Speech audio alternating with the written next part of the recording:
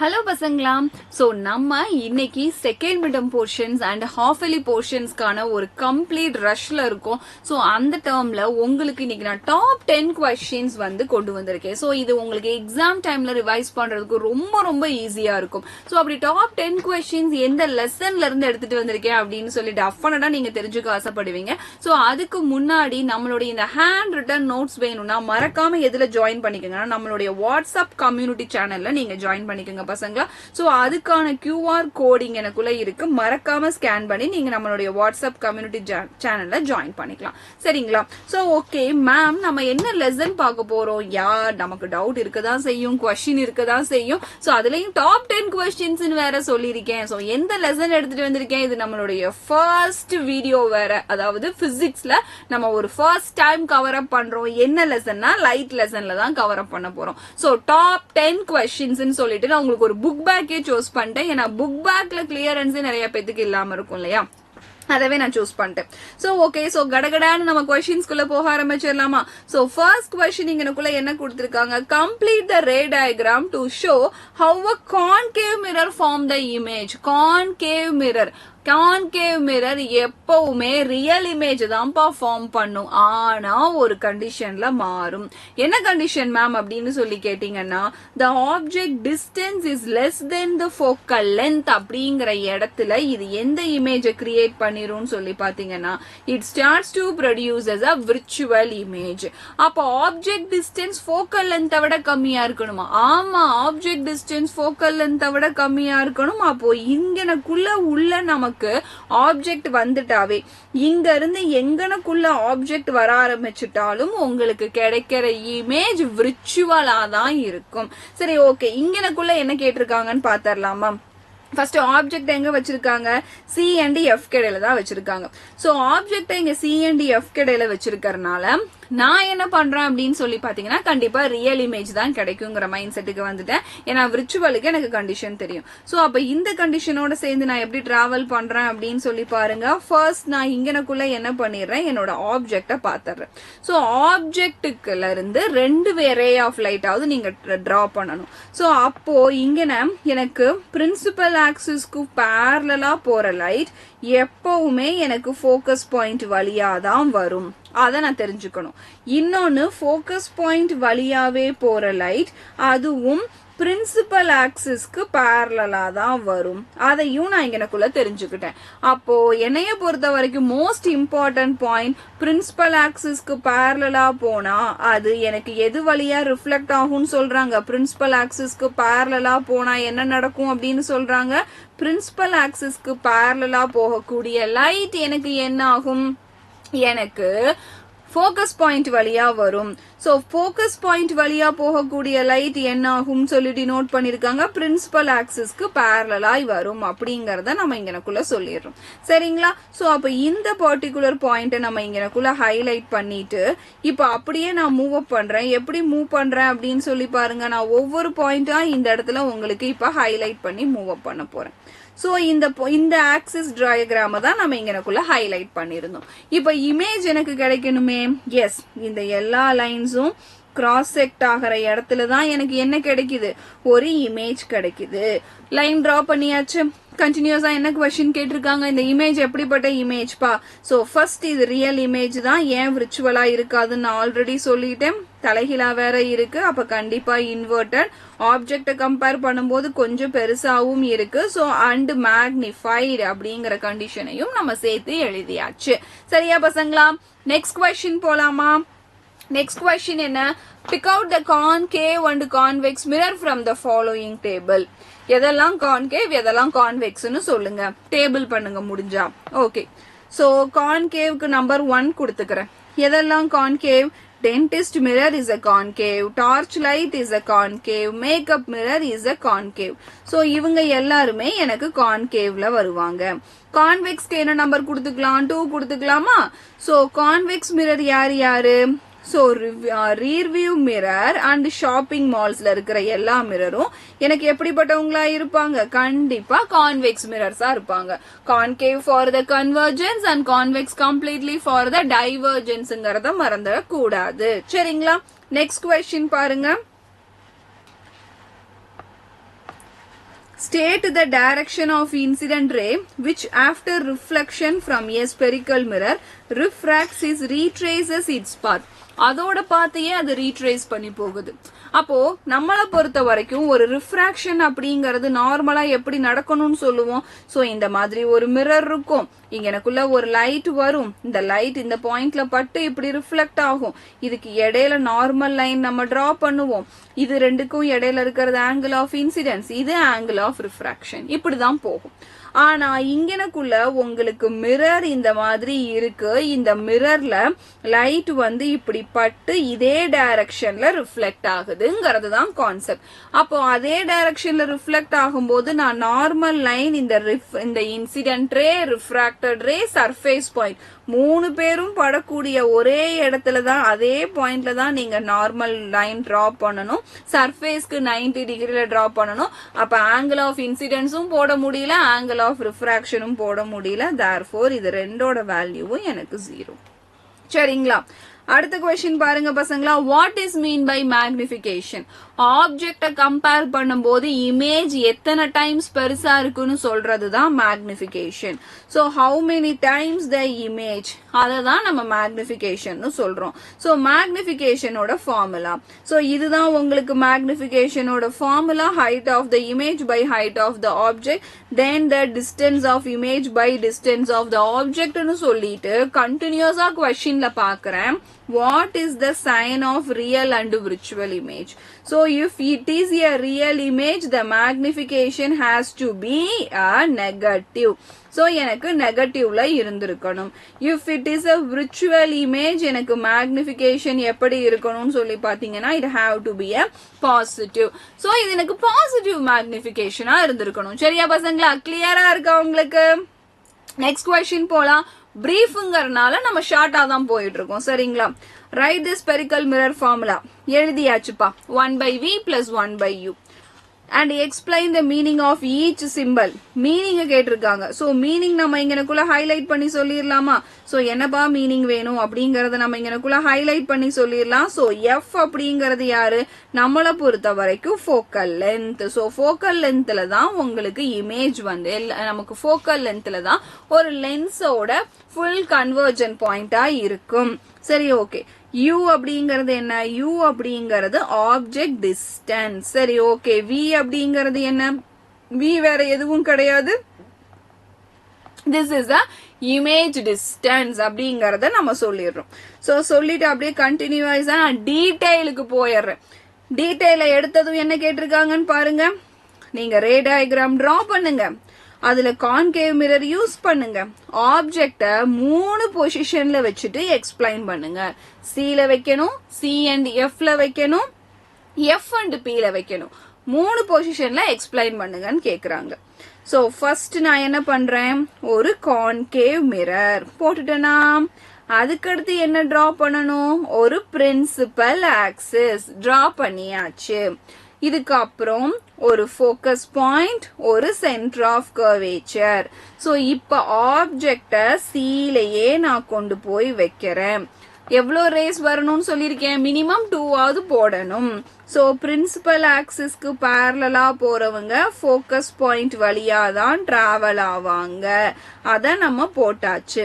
அடுத்து focus point வழியாவே போறவங்க principal ஆக்சிஸ்க்கு பேரலா travel ஆவாங்க. அதையும் நம்ம சொல்லியாச்சு. சோ சொல்லிட்டு இந்த கன்வர்ஜ், இவங்க எல்லா ரேஸும் வந்து கன்வர்ஜ் ஆகிற இடத்துல எனக்கு இமேஜ் ஃபார்ம் ஆகுது. சோ சி கண்டிஷனை பொறுத்த வரைக்கும் உங்களுக்கு அட் சீல நீங்க ஆப்ஜெக்ட பிளேஸ் பண்றீங்கன்னா அதே சீல தான் உங்களுக்கு இமேஜ் ப்ரொடியூஸ் ஆகும். என்ன மாதிரியான இமேஜ் ப்ரொடியூஸ் ஆயிருக்கு? ரியல் அண்ட் இன்வெர்டட் இமேஜ் இங்க ப்ரொடியூஸ் ஆயிருக்கு. It is a real and இன்வெர்டடா இது இருக்கு. சரிங்களா? அடுத்து C and F, இதுதான் நம்மளுடைய first brief question. C and F கடையில கால்குலேட் பண்ணுங்கன்னு. அப்போ இந்த இடத்துல let us take the concave mirror. So எடுத்துட்டேன். concave mirror எடுத்துட்டு ஒரு பிரின்சிபல் ஆக்சிஸ் டிரா பண்ணிட்டேன். So this is the focus point, this is the curvature. ரெண்டுக்கும் இடையில ஆப்ஜெக்ட் வைக்கணும். வச்சாச்சு. சோ இங்க எனக்குள்ள வர்ற parallel லைன் எனக்கு ஃபோக்கஸ் பாயிண்ட் வழியா டிராவல் ஆகுங்கிறத நான் இங்க எனக்குள்ள சொல்லிட்டேன். சோ parallel லைன் எது வழியா டிராவல் ஆகும்? ஃபோக்கஸ் பாயிண்ட்டுக்கு டிராவல் ஆகும். சரிங்களா? சோ parallel லைன் எனக்கு ஃபோக்கஸ் பாயிண்ட் வழியா டிராவல் ஆகுது. அதை நான் நல்லாவே உங்களுக்கு டிரா பண்ணி காமிச்சிடுறேன். கரெக்டா ஃபோக்கஸ் பாயிண்ட் வழியா டிராவல் ஆகுது. தென் ஃபோக்கஸ் பாயிண்ட் வழியா போறவங்க என்ன ஆவாங்க? parallel-ஆ டிராவல் ஆவாங்க. அப்போ இங்கனக்குள்ள எனக்கு எங்க இமேஜ் கிடைக்குது அப்படின்னு பாருங்க. இந்த இடத்துல, அதாவது C-ய தாண்டி நான் உள்ள போக போக இமேஜ் C-ய தாண்டி வெளியில விலகி போய்கிட்டே இருக்கு.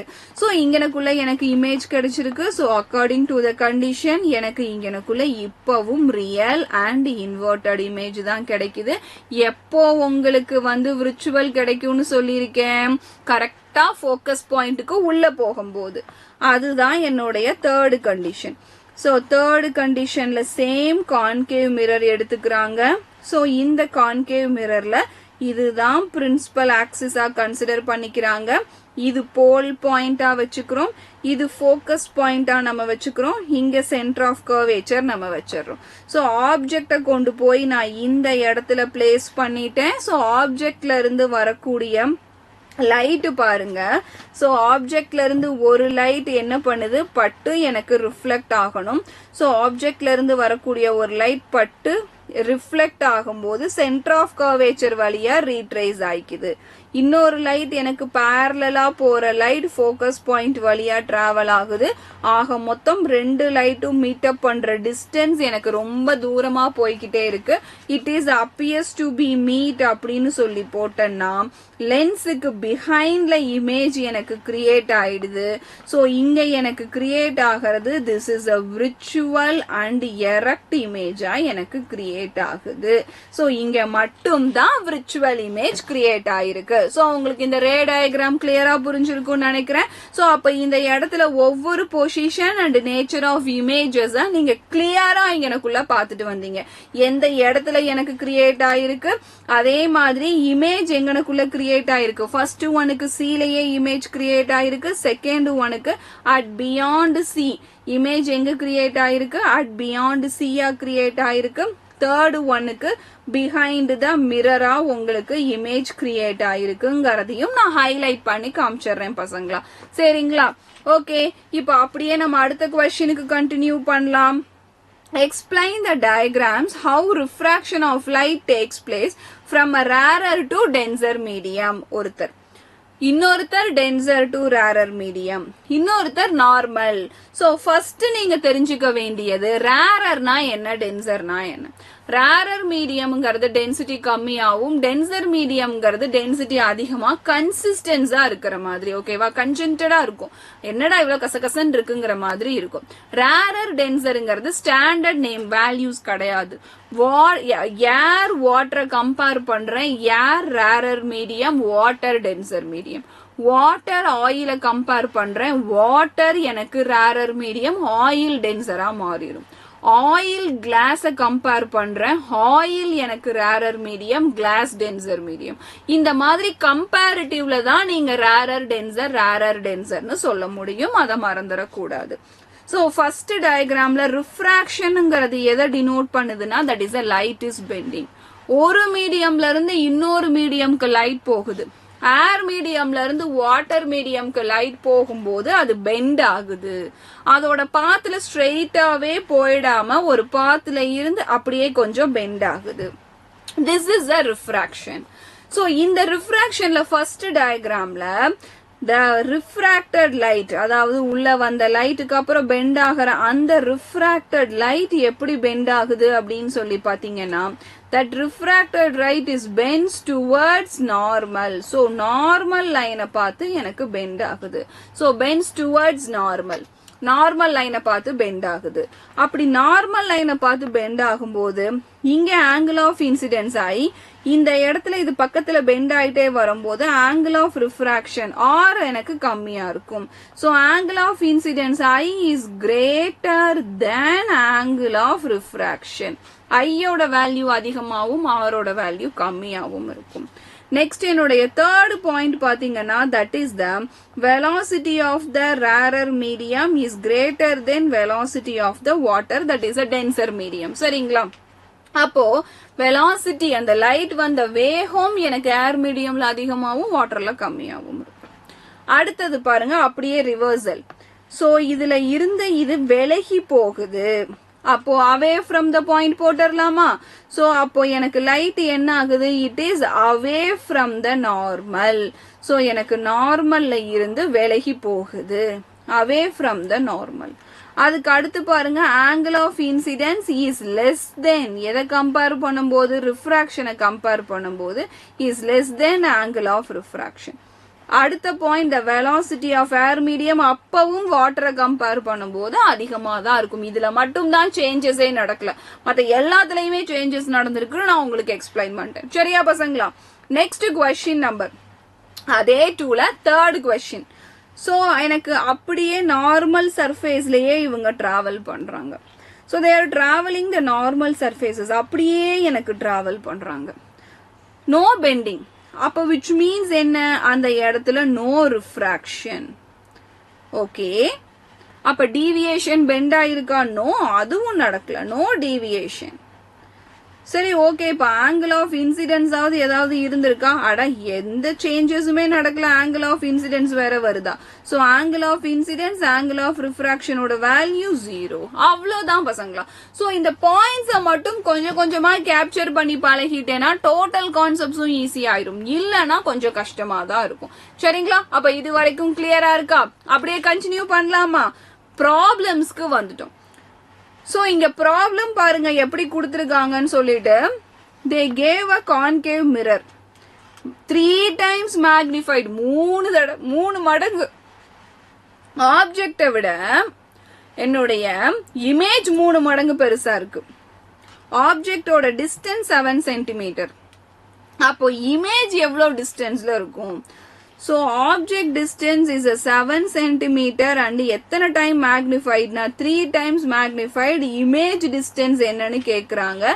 இப்பதான் magnification formula பார்த்துட்டு வந்து v by u minus.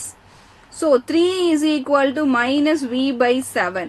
So v is equal to 7 cross 3 ஒரு minus போட்டுட்டோம்னா we will get a v is equal to minus 21 centimeter. v நெகட்டிவ்ல கிடைச்சிருக்கிறதுனால it is a real image, magnified, inverted. இதுதான் இதுக்கான concept. So அப்ப image எங்க locate ஆயிருச்சுங்கிறத அழகா நம்ம கண்டுபிடிச்சிட்டோம். அடுத்த question பாருங்க. ஒரு மீடியம்ல இருந்து இன்னொரு மீடியம்க்கு லைட் வருதுங்கிறத நம்ம ரிஃப்ராக்ஷன்ல பார்த்தோம். Light enters from air to glass. The refractive index is 1.5. What is the speed of light in glass? Glassல எவ்வளவு ஸ்பீட் போயிருக்கும்? So refractive index equal to speed of light divided by velocity. Speed of light is nothing but 3 into 10 power 8 meter per second. Velocity எனக்கு தெரியாது. So 1.5 is equal to 3 into 10 power 8 meter per second. So velocity நான் calculate பண்ணணும். So velocity is equal to 3 into 10 power 8 divided by 1.5. 1.5 3 by 2 கூட நீங்க எழுதிக்கலாம். So cancel பண்ணோம்னா the answer is 2 into 10 power 8 meter per second. அப்ப ஏர் மீடியம்ல வரும்போது 3 into 10 power 8 meter per secondல வந்த ஒருத்தவங்க கிளாஸுக்குள்ள நுழையும் போது 2 into 10 power 8 மாறுறாங்க. வெலாசிட்டி கம்மியாகும் நம்ம சொன்னோம். கரெக்டா அந்த இடத்துல ஆன்சர் வந்துருச்சா பசங்களா? இது வரைக்கும் கிளியரா இருக்கா? நெக்ஸ்ட் கொஸ்டின் போலாமா? Next numerical problem. The speed of light in water is 2.25 into 10 power 8. Speed of light in vacuum. Vacuumனா என்ன? நம்மளுடைய ஏர் மீடியம் தான். சீனே போடலாம். That is a 3 into 10 power 8. Refractive index என்னப்பான்னு கேக்குறாங்க. So mu is equal to c divided by vw. அதுல எனக்கு mu தான் வேணும். So 3 into 10 power 8 divided by 2.25 into 10 power 8. 10 power 8, 10 power 8 cancel. Mu is equal to 1.33. இதுதான் refractive index of water. So இந்த ஃபார்முலால நீங்க கொஞ்சம் கான்ஷியஸா இருக்கணும். கொஞ்சம் மாறினாலும் டக்குன்னு எல்லாமே சேஞ்ச் ஆயிடும். சரிங்களா? என்ன பண்ணணும், கொஞ்சம் கான்சியஸா அதை நீங்க ஒர்க் பண்ணணும். ஓகே, நெக்ஸ்ட் கொஸ்டின் அப்படியே கண்டினியூ பண்ணலாமா? இல்ல, எஸ் யூ ஆர் ரைட். நம்மளுடைய டாப் 10 கொஸ்டின்ஸ்ல புக் பேக் தான் பக்காவா நம்ம கிளியர் பண்ணியாச்சு பசங்களா. சோ நீங்க என்ன பண்ணணும், இதை எல்லாத்தையும் ஒரு கிளான்ஸ் ப்ராப்பரா ஒரு தடவை படிச்சுட்டு ஒரு டெஸ்ட் எழுதி பாருங்க, உங்களுக்கு ஹைலி யூஸ்ஃபுல்லா இருக்கும். நம்மளுடைய 9th சிலபஸ் நம்மளுடைய 12thலயும் கண்டினியூ ஆகும். So concept clearance is very very important. இந்த நோட்ஸ் வேணும்னா மறக்காம நம்மளுடைய வாட்ஸ்அப் கம்யூனிட்டியில நீங்க ஜாயின் பண்ணிக்கோங்க. இந்த ஹேண்ட் ரிட்டன் நோட்ஸ் உங்களுக்கு கிடைச்சிடும். சோ அப்போ இந்த இடத்துல லைட் லெசன் கிளியரா இருக்கா? Next one of the wonderful லெசனோட புக் பேக் பிளஸ் டாப் கொஸ்டின்ஸோட உங்களை நான் மீட் பண்றேன். Thank you so much for the wonderful session.